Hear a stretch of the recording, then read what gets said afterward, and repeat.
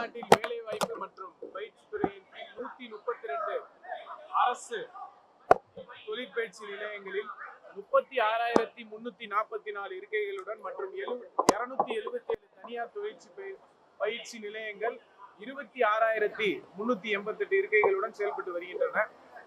இன்று நம்ம இதுக்கு முன்பே ஜூன் 9ல இருந்து நம்ம அட்மிஷன் நம்ம ஸ்டார்ட் பண்ணியிருக்கோம்.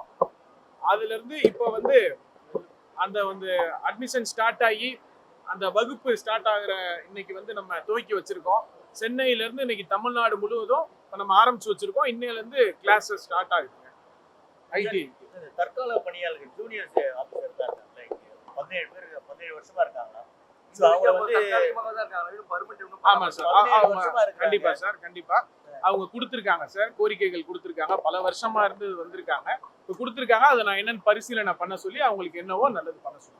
இந்த 1 லட்சம் மாணவர்களுடைய ஆர்வம் எந்த அளவுக்கு இருக்கு, அவங்களுக்கான வேலை வாய்ப்பு எந்த அளவுக்கு செய்யப்பட்டது சார்? 95% மேல போயிடுச்சு சார்.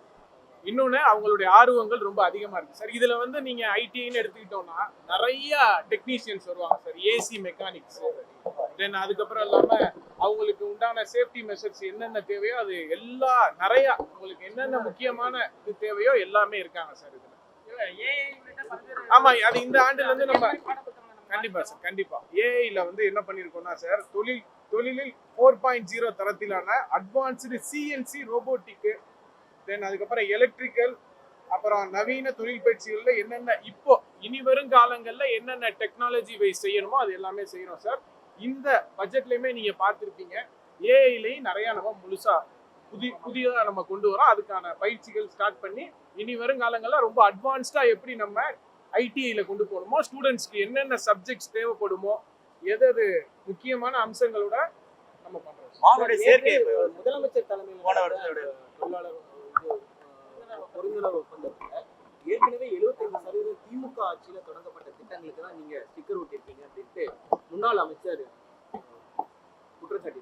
நேற்று முதல்வர் துவக்கியிருக்காங்க. எதிர்கட்சியினர் எங்களை பாராட்டு செய்வாங்க நீங்க நினைக்கிறீங்களா? விமர்சனம் தான் செய்வாங்க. மக்களுக்கு தெரியும் நம்மளுடைய அரசு, தமிழ்நாட்டு அரசு மக்களுக்கான அரசுன்னு மக்களுக்கு தெரியும் சார். நம்ம ஒரே எண்ணத்தோடு மக்களுக்கு என்ன நல்லது செய்யணுமோ அதுக்காக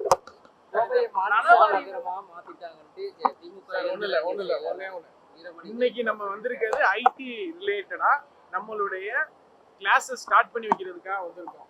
நீங்க எதிர்கட்சிகளுக்கான கேள்விகளை நம்ம இன்னொரு பிரஸ் மீட்ல அவசியம் பண்ணுவோம் சார். இது மாணவர்களுக்கான உள்ளது, மாணவர்கள், டீச்சர்ஸ், தென் அவங்களுடைய பேரண்ட்ஸ் எல்லாம் இருக்காங்க, அதுக்கான உள்ளது.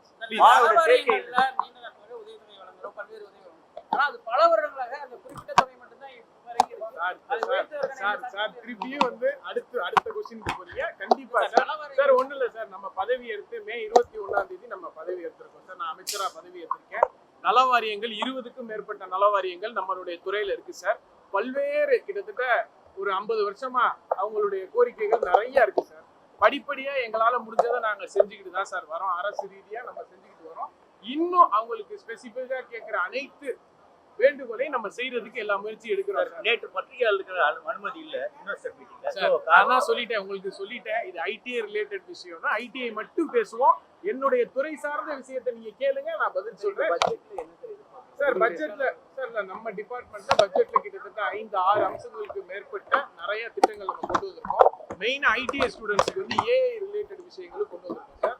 பட்ஜெட் செப்டம்பர் 1 நம்மளுடைய துறை சார்ந்து இது தாக்கல் பண்றோம். அதுக்கப்புறம் நீங்களே பாப்பீங்க, கிட்டத்தட்ட வருஷத்துக்கு 5 ஐடி கல்லூரி புதிதாகவும் நம்ம கொண்டு வரோம். ஸோ அது ரிலேட்டடா நிறைய பண்றோம்.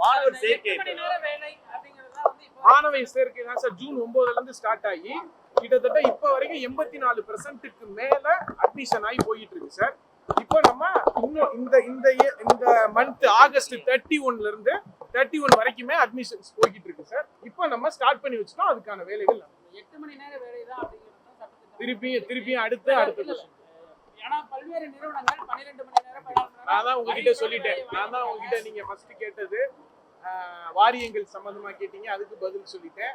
அடுத்து பணியாளர்களுக்கு நீங்க ஓவர் ஷிஃப்ட்டுக்கு அதிகமா சொல்லி அவங்களுக்கு அந்த சுமை இருக்குன்னு சொல்றீங்க. அதுவும் நமக்கு நிறைய கம்ப்ளைண்ட் வந்திருக்கு சார். வந்ததுல நிறைய கம்பெனிஸ்ல வந்ததுல நம்ம உடனே அந்த ஜேடி மூலியமா நம்ம போய் சரி பண்ணி கொடுக்குறோம் சார். இருந்தாலும் அன்றாட வர பிரச்சனைகளையும் உடனுக்குடன் ஸ்பாட்லயே போய் பண்றதுக்கும் நம்ம நடவடிக்கை எடுத்து வந்துகிட்டு இருக்கோம் சார். எனக்கு இந்த சிறப்பான ஒரு வாய்ப்பை அளித்த முதல்வருக்கும், நீங்க இவ்வளவு நேரம் நின்று பத்திரிகை நண்பர்களுக்கும், காவல்துறை அனைவருக்கும் நன்றி கூறி விடைபெறுகின்றேன். நன்றி, வணக்கம். Thank you sir.